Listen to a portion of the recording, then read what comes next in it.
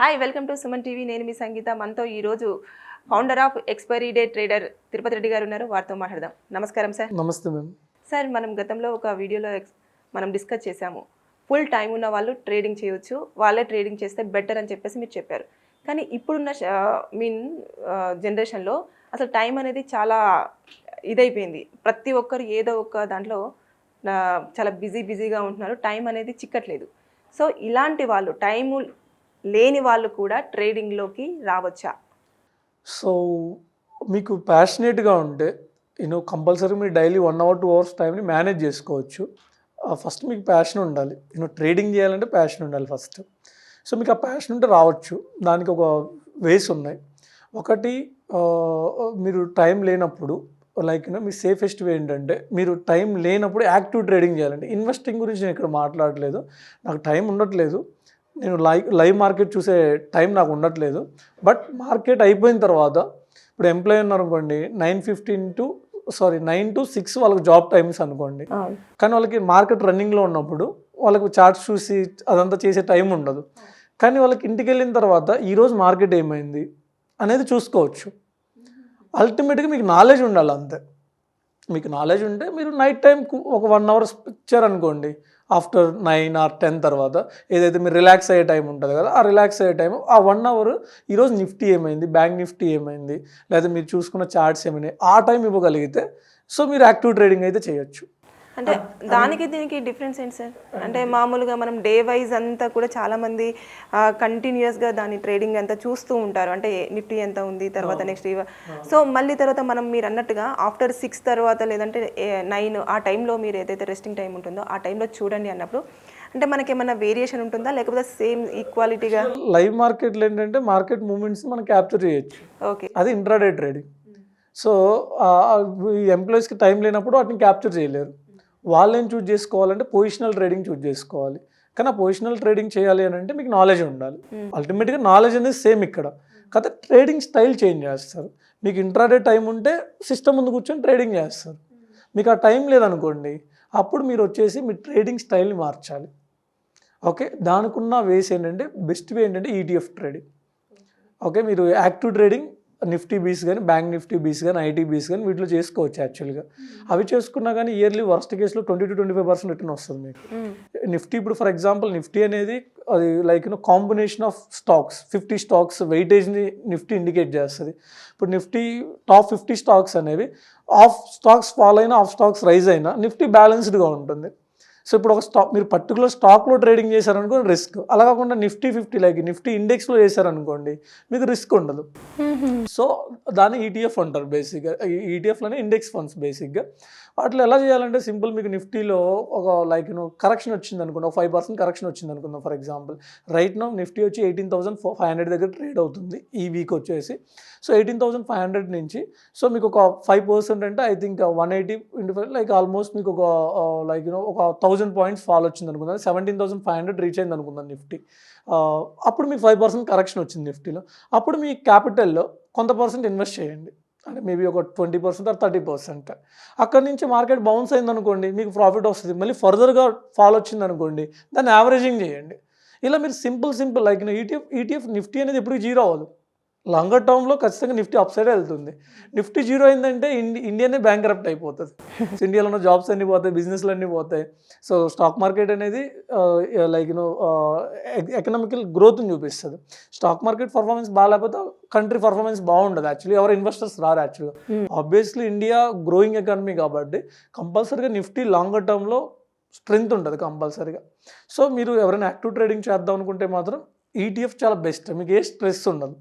Nifty బీస్ కానీ, bank బీస్ కానీ don't expect too much return. Okay, so మీరు 15 to 20%కి స్టిక్ అయితే చాలా సేఫ్. మీకు ఏ స్ట్రెస్ ఉండదు, మీకు ఎక్కువ టైం స్పెండ్ చేయాల్సి ఉండదు, మీకు బుర్ర కూడా బద్దలైపోతుంది. 1 hour 2 hours స్పెండ్ చేస్తే సరిపోతుంది సార్?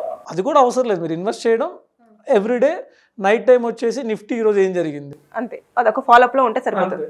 మీరు జస్ట్ చూసుకుంటూ ఉండడం అంతే. అసలు మీరు ఏం చూడకుండా అలా పెట్టి వదిలేయొద్దు. ఒకవేళ మీ టార్గెట్ హిట్ అయిందనుకో మీరు బుక్ చేసుకోవాలి కదా. ఒకవేళ ఫర్దర్ కిందకు వచ్చింది అనుకో దాన్ని బ్యాలెన్స్ చేయాలి కదా. సో ఇది ఒక స్టైల్. ఓకే, ఈటీఎఫ్ ట్రేడింగ్ అనేది దానికి మీకు పెద్ద నాలెడ్జ్ అవసరం లేదు. రిస్క్ కూడా ఏమి ఉండదు మీకు ఆ ఈటీఎఫ్ ట్రేడింగ్. కాకపోతే మీకు క్యాపిటల్ స్ట్రక్ అవుతుంది. ఓకే, అంటే మీ దగ్గర ఒక 10 లక్షల క్యాపిటల్ ఉందనుకోండి, అది మీకు నీడ్లెస్ క్యాపిటల్ అయి ఉండాలి. అంటే ఆ 10 లక్షలు 1 ఇయర్ ఆ ఈటీఎఫ్లో ఉంచినా మీకు అది నీడ్ ఉండకూడదు. అలా ఆ 10 లక్షలకి ఏ కమిట్మెంట్స్ ఉండకూడదు. అలా కమిట్మెంట్స్ ఏం లేవు, నా దగ్గర ఫ్రీ మనీ ఉందనుకుంటే ఈటీఎఫ్ బెస్ట్. సో నాకు కమిట్మెంట్ ఉందనుకున్నారనుకోండి, అప్పుడు మీరు స్టాక్స్ చూజ్ చేసుకోవచ్చు. స్టాక్స్లో స్వింగ్ ట్రేడింగ్ అని ఉంటుంది. అంటే ఏం లేదు, కొన్ని మల్టీ ఇయర్ బ్రేక్అవుట్స్ ఇస్తాయి. కొన్ని స్టాక్స్ ఏంటంటే, ఫర్ ఎగ్జాంపుల్ బిహెచ్ఈఎల్ అనే స్టాక్ తీసుకోండి, అది 300 నుంచి 30 రూపీస్కి ఫాల్ అయింది. సో ఇప్పుడు 30 రూపీస్ నుంచి అది బౌన్స్ అవ్వడం స్టార్ట్ అయింది. సో ఈ వీక్ వచ్చేసి లైక్ ఫ్రైడే రోజు వచ్చేసి ఆల్మోస్ట్ అది 10% అప్ అయింది యాక్చువల్గా. అది లైక్ రీజన్ ఏంటంటే దాంట్లో ఒక ట్రెండ్ లైన్ బ్రేక్అవుట్ ఇచ్చింది యాక్చువల్లీ, అది మల్టీ ఇయర్ ట్రెండ్ లైన్. అలాగనే మీకు కొన్ని స్టాక్స్ ఉంటాయి, లైక్ ఆర్వీఎన్ఎల్ అని ఒక స్టాక్ ఉంది. ఆ స్టాక్ కూడా లైక్ మల్టీ ఇయర్ బ్రేక్అవుట్ ఇచ్చింది, అది 2020లో వచ్చింది యాక్చువల్లీ. స్టాక్స్ని మనం ముందుగానే ఐడెంటిఫై చేయొచ్చు అంటారా సార్? చేయొచ్చు, మీ టెక్నికల్ అనాలిసిస్ ఉంటే, టెక్నికల్ నాలెడ్జ్ ఉంటే చేయొచ్చు. సో అంటే మీరు ఇక్కడ ట్రెండ్ లైన్స్ డ్రా చేయడం రావాలి. సో అది ఆ స్టాక్ ఏ ప్రైస్లో ట్రేడ్ అవుతుంది ఏంటి, ఆ స్ట్రక్చర్స్ ఉంటాయి మీకు, సిమెట్రికల్ ట్రయాంగిల్ అని, అసెండింగ్ ట్రయాంగిల్ అని, డిసెండింగ్ ట్రయాంగిల్ అని, ఇలా ప్యాటర్న్స్ ఉంటాయి. సో ఆ ప్యాటర్న్స్ని మీరు ఐడెంటిఫై చేయడం రావాలి మీకు. స్వింగ్ ట్రేడింగ్ చేయాలంటే ట్రెండ్ లైన్స్ని డ్రా చేయడం రావాలి. డైలీ టైం ఫ్రేమ్లో, వీక్లీ టైం ఫ్రేమ్లో, మంత్లీ టైం ఫ్రేమ్లో, డిఫరెంట్ టైం ఫ్రేమ్స్లో ఆ చార్ట్ని రీడ్ చేయడం రావాలి మీకు యాక్చువల్లీ. ఈ స్కిల్ ఉంటే ఈ చార్ట్ ప్యాటర్న్స్ని మీరు ఐడెంటిఫై చేయగలిగితే మీరు బ్రేక్అవుట్స్ని క్యాచ్ చేయొచ్చు. ఏదైనా మల్టీ ఇయర్ బ్రేక్అవుట్, ఒక స్టాక్ ఏదైనా మల్టీ ఇయర్ బ్రేక్అవుట్ ఇచ్చిందంటే డ్యామ్ షూర్గా మినిమం 50% మూవ్ అవుతుంది అది. ఫర్ ఎగ్జాంపుల్ దాని ప్రైస్ ఒక 500 ఉందనుకోండి, 750 షార్ట్ టర్మ్లో ఒక 1 మంత్ 1.5 మంత్లో 50% అప్ అవుతుంది. సమ్ స్టాక్స్ అయితే 100% కూడా రిటర్న్ ఇస్తాయి యాక్చువల్గా. మల్టీ ఇయర్ బ్రేక్అవుట్ అంటే ఒక స్టాక్ మల్టీ ఇయర్ బ్రేక్అవుట్ అంటే ఏంటంటే, ఒక స్టాక్ అనేది దాని బిజినెస్ బాగుంటుంది, ఎవ్రీథింగ్ బాగుంటుంది, కానీ సేమ్ ప్రైస్లో ఒక 3-4 ఇయర్స్ నుంచి అదే ప్రైస్లో ట్రేడ్ అవుతూ ఉంటుంది.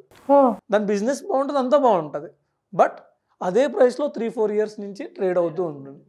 అది బ్రేక్అవుట్ ఇచ్చినప్పుడు ఏంటంటే, ఈ స్వింగ్ ట్రేడింగ్ చేసే పీపుల్ అందరూ అందులో ఎంటర్ అయిపోతారు. ఈ ఫుల్ టైమ్ ట్రేడర్స్ కానీ, బిగ్ ఇన్స్టిట్యూషనల్ ప్లేయర్స్ కానీ. ఎందుకనంటే దాని ఫండమెంటల్స్ అన్నీ బాగున్నాయి, ఎవ్రీథింగ్ బాగుంది.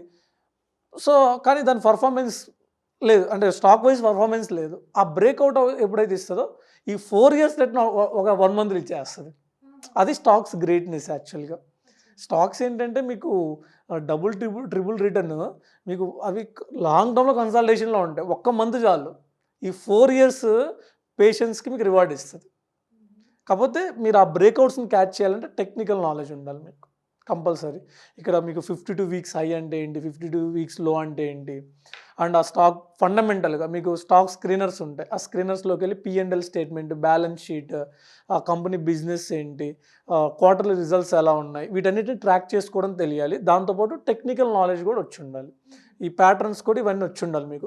నేనేది సిమెట్రికల్ ట్రయాంగిల్ కానీ, ascending triangle, descending triangle, double tap కానీ, డబుల్ బాటమ్ కానీ, like head and shoulder patterns కానీ, ఈ వెజ్ ప్యాటర్న్స్ అని ఉంటాయి. ఈ ప్యాటర్న్స్ అన్నీ మీకు ఐడెంటిఫై చేయడం రావాలి, ట్రెండ్ లైన్ని డ్రా చేయడం రావాలి, అండ్ ఆ బ్రేక్అవుట్ని క్యాచ్ చేయడం రావాలి, లైక్ ఆ డిప్లాయ్ చేసేయడం రావాలి. ఇదేంటంటే ఎలా వర్క్ అవుతుందంటే, మీరు ఒక స్టాక్ బ్రేక్అవుట్ ఇచ్చింది అనుకోండి, ఎంటర్ అయిపోతారు. ఎంటర్ అయిపోయిన తర్వాత అది ఫేక్ బ్రేక్అవుట్ అనుకోండి, మీకు అది రివర్స్ అవుతుంది.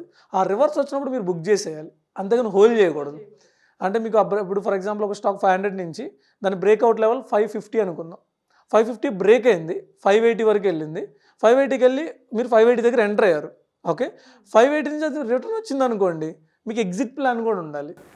ఓకే, అంతేగాని మీరు ఒక 100 స్టాక్స్ కొనేసారు, 580 దగ్గర కొనేసారు, అది 580 నుంచి 550కి వచ్చింది, ఓకే 540కి వచ్చింది, 530కి వచ్చింది, మీరు అంతే హోల్డ్ చేయకూడదు. ఎందుకంటే ఇది ట్రేడ్ యాక్చువల్గా, ఇన్వెస్ట్మెంట్ కాదు. ఇన్వెస్ట్మెంట్ ఏంటి, మీరు పెట్టేసి వదిలేయడం. ట్రేడ్ ఏంటి, మీరు ఎంటర్ అయిన తర్వాత మీ టార్గెట్ ఏంటి, స్టాప్ లాస్ ఏంటి. మీకు పైకి వెళ్తే టార్గెట్ వస్తుంది, అదే డౌన్ అయితే స్టాప్ లాస్ వస్తుంది. ఆ స్టాప్ లాస్ మీకు ముందే తెలియాలి. సో మీరు అప్పుడు దాంట్లో 1,00,000 పెట్టాలా, 2 లక్షలు పెట్టాలా. ఇప్పుడు ఫర్ ఎగ్జాంపుల్ మీరు 580 దగ్గర ఎంటర్ అయ్యారు, మేబీ మీరు ఒక 5 lakh పెట్టారు, అది 580 నుంచి 530కి వచ్చింది, అంటే 10% ఫాల్ అయింది. మీరు 5 lakh పెట్టినప్పుడు 10% అంటే 50,000 లాస్ అవుతారు. ఆ 50,000 మీరు బేర్ చేయగలరా, అది క్యాలిక్యులేట్ చేసుకోవాలి మీరు. ఇలా ఇదంతా క్యాలిక్యులేట్ చేసుకొని, అంటే మీది స్వింగ్ ట్రేడింగ్ అనేది ఇన్వెస్ట్మెంట్ కాదు, యాక్టివ్ ట్రేడింగ్. ఒక స్టాక్లో మీరు ఇన్వెస్ట్ చేసి ఎంటర్ అయ్యి ఒక 1 వీక్ కానీ, 2 వీక్స్ కానీ, ఒక 1 మంత్ కానీ, మ్యాక్సిమం 3 months ఈ 3 మంత్స్లో మీకు ఒక టార్గెట్ ఉంటుంది, టార్గెట్ హిట్ అవ్వగానే ఎగ్జిట్ అయిపోతారు. లేదా స్టాప్ లాస్ హిట్ అయినా మీరు దాన్ని రెస్పెక్ట్ చేసి బయటకు వచ్చేయాలి, హోల్డ్ చేయకూడదు. ఓకే, ఈ మైండ్ సెట్ ఉండాలి ఈ స్వింగ్ ట్రేడింగ్ చేయాలి అని అంటే బేసిక్గా.